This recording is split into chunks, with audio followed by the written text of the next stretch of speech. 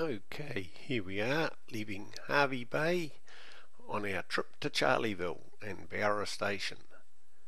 It's quite a long way, straight inland, about 13-hour drive altogether, so we broke it in two and stopped in Roma for the night. Here we are, approaching Chinchilla. They are famous for their melon festival, and once a year they all go nuts in the street, dressing up as bits of melon and sliding down slides covered in melon. Have a heck of a lot of fun of doing that. Anyway, we stopped for lunch there and we got on the road again and headed for Roma. And this is Roma, welcome sign just as you come into town. It's a lovely little town of about 8,500 people, very industrious. They've got lots of activity going on, drilling for natural gas. Fracking, as they call it these days, the dreaded fracking word.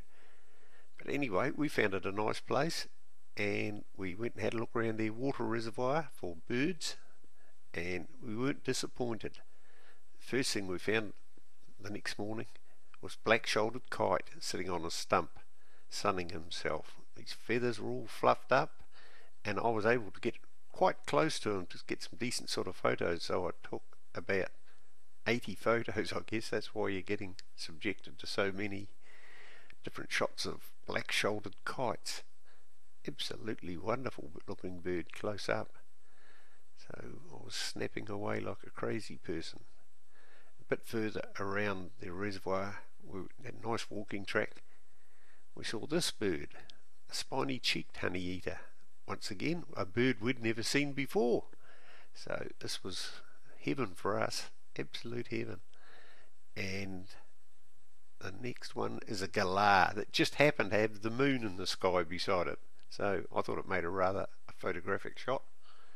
So snapped quite a few of that one as well. The next one's a common old grebe floating around on the water supply. But, it's worth a shot.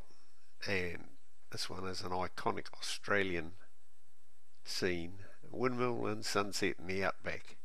And we were getting fairly well into the outback by this stage. Next morning we set off, and off we went. On these roads are like this for mile after mile after mile. Only thing is, there is quite a few big heavy rigs doing heavy haulage, and the ever-present road trains, they call. So the roads are getting quite cut up because of this heavy traffic, but never mind. They were doing a lot of road work as well on the way. And there's a picture of a road train. He's loading up and getting ready to go. And there's a couple more. I took that shot in Mount Isa, but they're just all over the outback, transporting livestock and goods to the far out distant people that live in the cattle stations. And there's another one. There's lots and lots of tons of truck there, and on unfenced roads they just cannot stop. So consequently there's roadkill about every 100 yards. And that bird that was just flying, and the one that's lying on a carcass, of nature's garbage men, they come down and they feed on these carcasses. So there we are. They're just everywhere. And there's one there just sitting up there waiting for some roadkill. They don't have to wait long, there's plenty of it around. And the next one is, we stopped at a little lagoon on the way, and I saw another bird, a first for me, a white plumed honey eater this time. Beautiful little bird.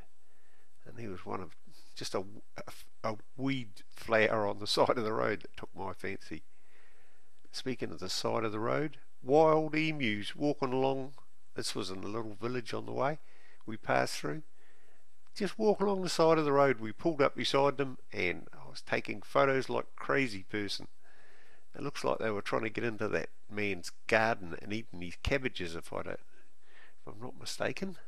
Anyway, we made our way from Roma, heading on to Charleville. We're getting a fair way out into the outback now, and we called into Charleville about 1 o'clock in the afternoon. There's Charleville's welcome sign, and we found the motel was full, which is a bit embarrassing because there's nowhere else to go. So we hunted around and we found there were some little cabins out the back of a hotel. So we hired one of those and then went, put our stuff away and went for a walkabout around that little town of Charleville.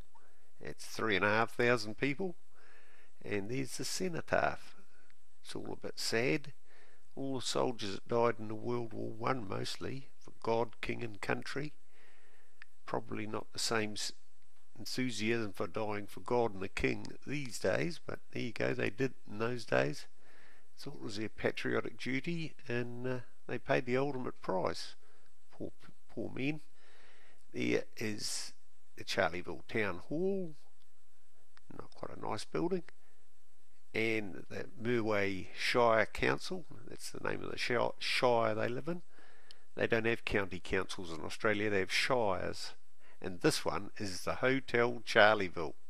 It was old and run down and tatty, and I spent many a long hour in Photoshop straightening up all the curled up boards and the giveaway signs and the broken windows. So it brought it back to what it would have looked like. Hopefully you can't notice the photoshopping in it, but I enjoyed doing that. It was my hobby. And there's one of the main street, Charleville.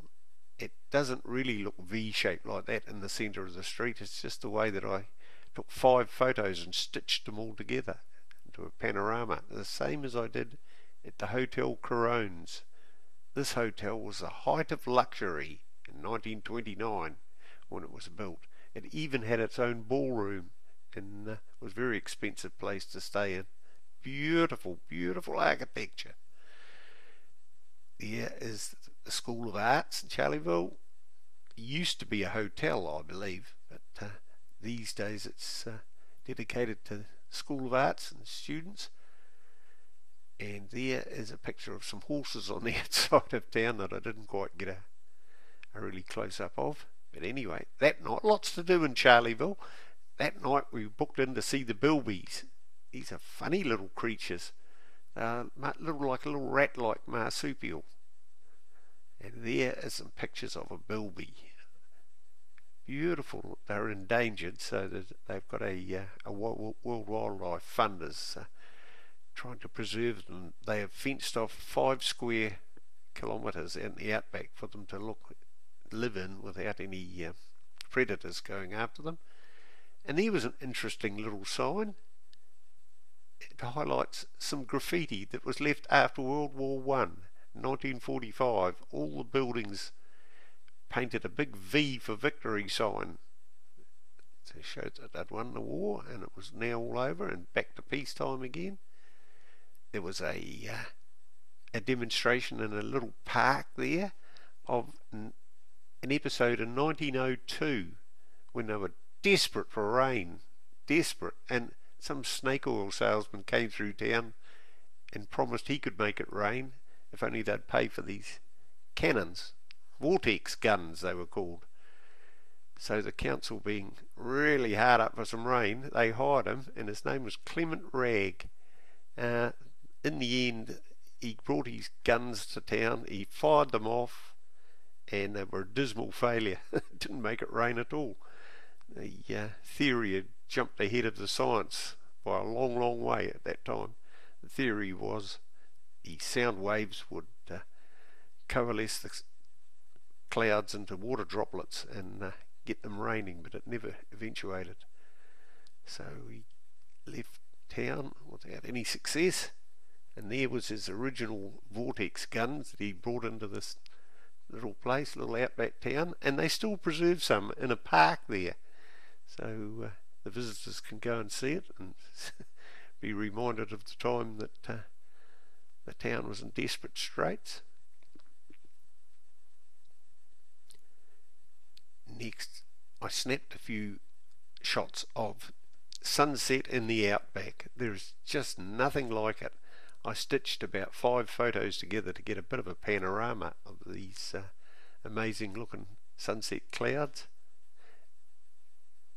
There is a saying that red sky at night, sailor's delight. In this case it did not prove fruitful. The next day was shocking. It was absolutely terrible weather. But anyway, it did make for a nice panorama of the outback sky. Just beautiful. Here we go, the next day